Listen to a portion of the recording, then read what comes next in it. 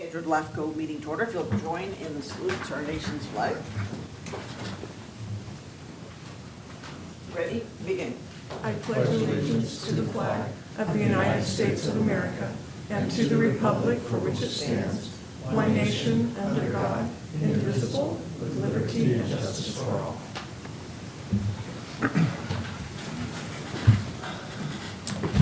All right, introduction of commission and staff. Ken Lane, public member. Suze Wallen, Mayor of Modesto, so city member. Terry Withrow, County member. Amy Bublak, city member. Charlie Gokin, alternate city member, Waterford. Javier Camarena, Assistant Executive Officer. Sarah Lytle-Penny, Executive Officer. Danya Nunes, County Council. Jennifer Vieira, Commission Clerk. Outstanding. All right. We will start with public comment period. I only have one card for this, and it is a 3-minute timer. So, Milt.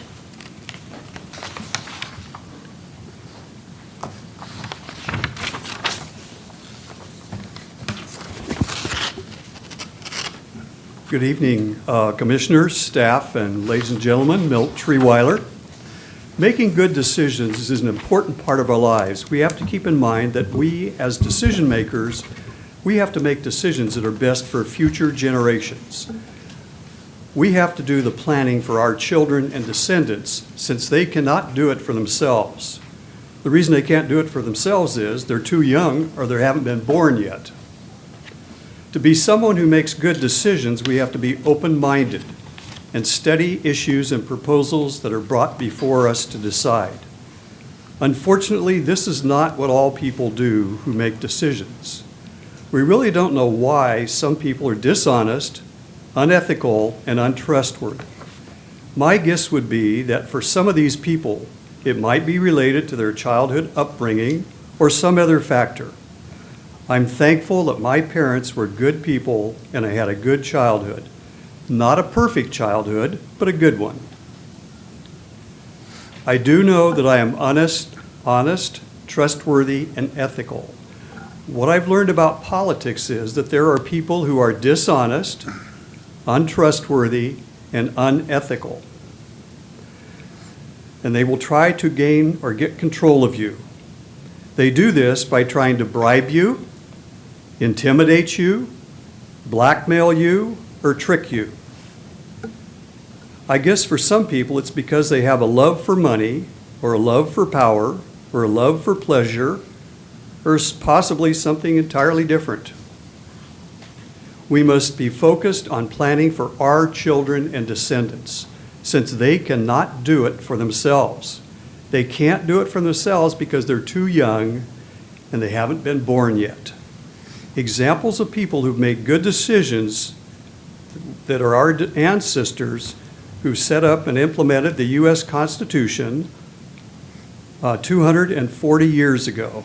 Also, our TID and MID ancestors who formed the first 2 irrigation districts 138 years ago. They were looking out for the future. And we must be thankful for them and strive to make good decisions for our children and descendants. That's what it's all about. That's why we're here, to make good decisions for our descendants. And if we don't do that, no one is going to do that. It's our responsibility. I have no other cards. Did anyone else want to speak in public comment? Okay, we will close public comment and move on to correspondence. There's no additional correspondence other than what's on your agenda. All right. Declarations of conflicts of interest and disqualifications. Looking to my left, seeing and hearing none. Is my right? Okay, there are none.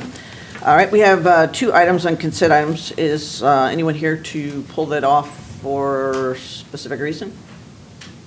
All right, if not, then what is the will of the commission? Motion approved. Can we have a motion? I'll second it. A second. All in favor, say aye. Aye. Against, say nay. Passes unanimous. Public hearing, item 6A is out-of-boundary service application. Good evening, Javier Camarena with LAFCO. The item being discussed this evening is an out-of-boundary service request from the Keys Community Services District. The district is requesting to provide water services outside of its boundary to accommodate an office building and restroom at Top Shelf Mega Storage. The site is located at 4401 West Barnhart Road at the northeast corner of the Golden State Boulevard and Barnhart Road intersection. Government code requires a special district obtain LAFCO approval when providing a service outside of its jurisdictional boundaries. Stanislaus LAFCO Policy 15 allows the executive officer to approve certain extensions of services in limited scenarios.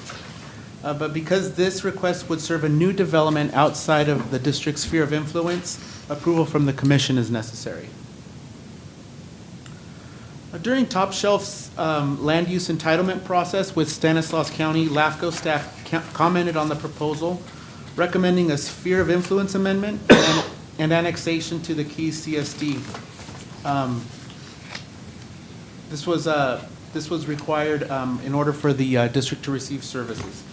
As you can see here on the slide, the site is outside of the district's sphere of influence at this time.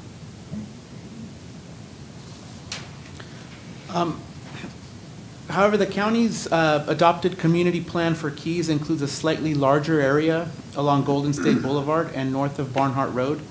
The inconsistency of the two boundaries has resulted in other out-of-boundary service requests rather than annexations, and I'll provide you with an example of one later on in this presentation, just to note that.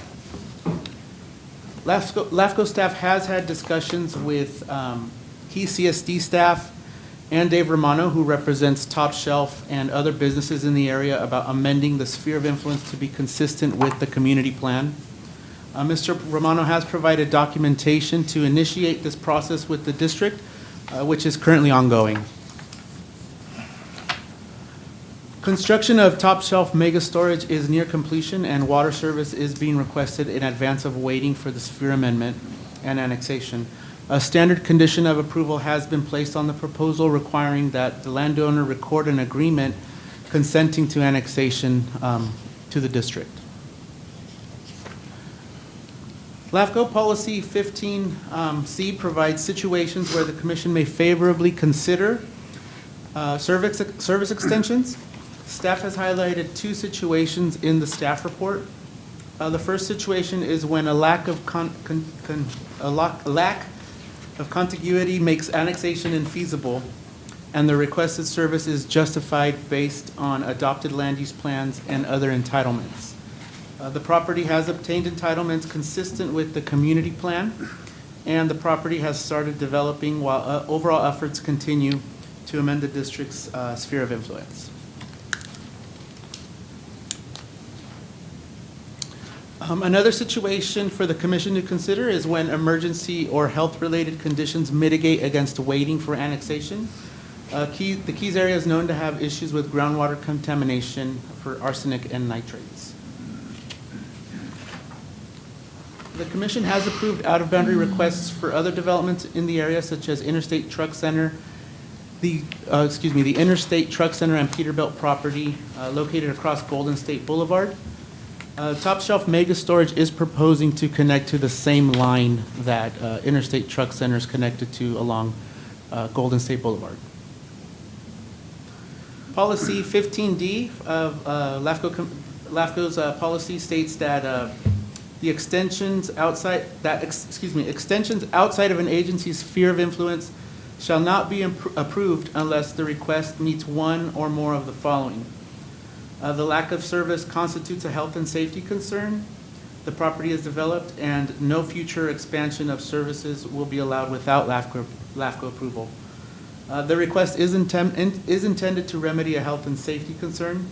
The development is near completion, and staff has included a condition of approval requiring LAFCO approval for any additional extensions of services. So, just to provide the recommendation, staff believes commission can find that Key CSD's proposal to provide water service to Top Shelf Mega Storage is consistent with Government Code and Policy 15.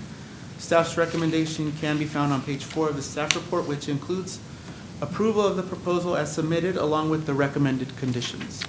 That concludes my presentation, and staff is available for questions. Thank you. Questions for staff? All right, we'll open to the public. Mr. Romano, you want to start? Thank you, Chairman, members of the Commission. Dave Romano on behalf of Top Shelf Megastore. Just a pleasure to be here. This project's been underway for a while, and we've been fortunate that the Keys Community Services District actually has extended a water line down here to deal with some issues. Peterbilt did connect to that. A mobile home park did connect to that. It's directly across the street from this project. That's basically one sink and one toilet. And so we look forward to connecting to this. We concur with staff's recommendation and would ask for your approval. So thank you. Anyone else wishing to speak on this item? Got it?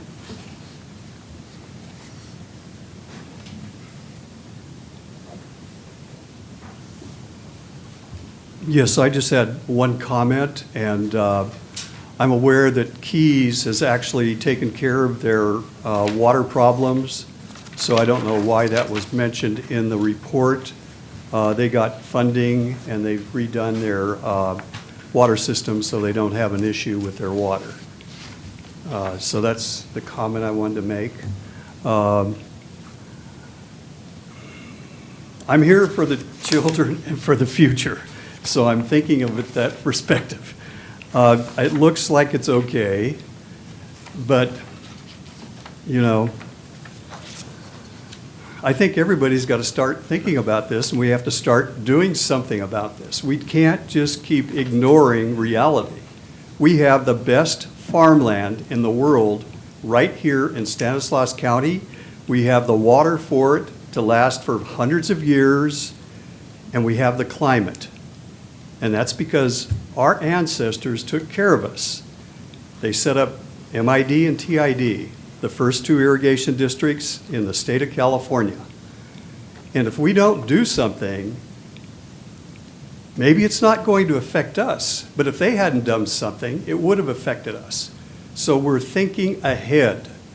We've got to stop developing on the best farmland in the world. And we can always build up. It's probably pretty hard to build a storage facility up. I don't know how you could do it. It's not impossible probably, but probably pretty hard. But anyway, we just have to keep that in mind.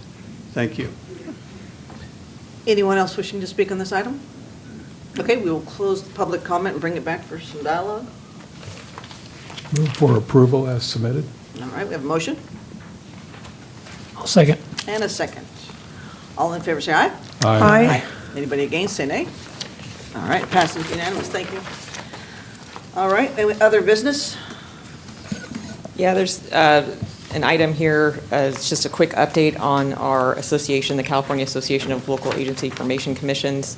They actually submitted a letter for the commission's review, and I provided a cover memo to it, just to give the commission sort of an idea of what's been going on with the association. They're in a state of flux. They're calling it a state of transition.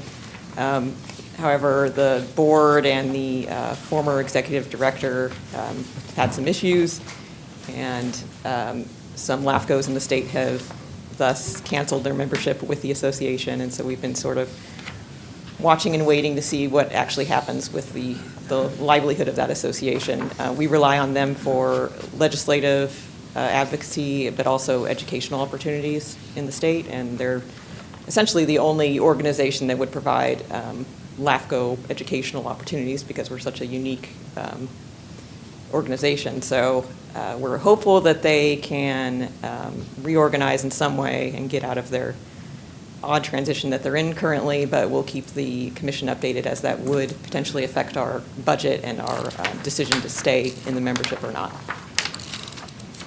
All right. Questions for staff? Thank you for that. We need no motion, correct? No Okay. actions needed. I do have one question. Sure. I'll just ask. So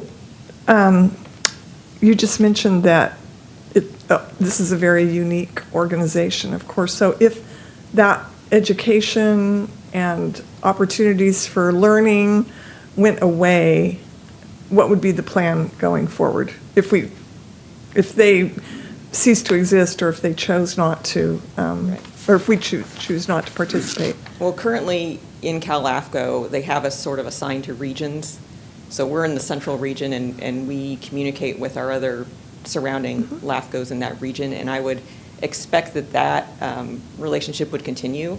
So it would be more of a do-it-yourself avenue for educational opportunities. We would actually probably be working with each other to try to either call on consultants or provide education in other ways that we would have to self-fund, if, as the case may be. We're also, though, a member of the California Special Districts Association, and they occasionally have some overlapping educational opportunities that we could take advantage of.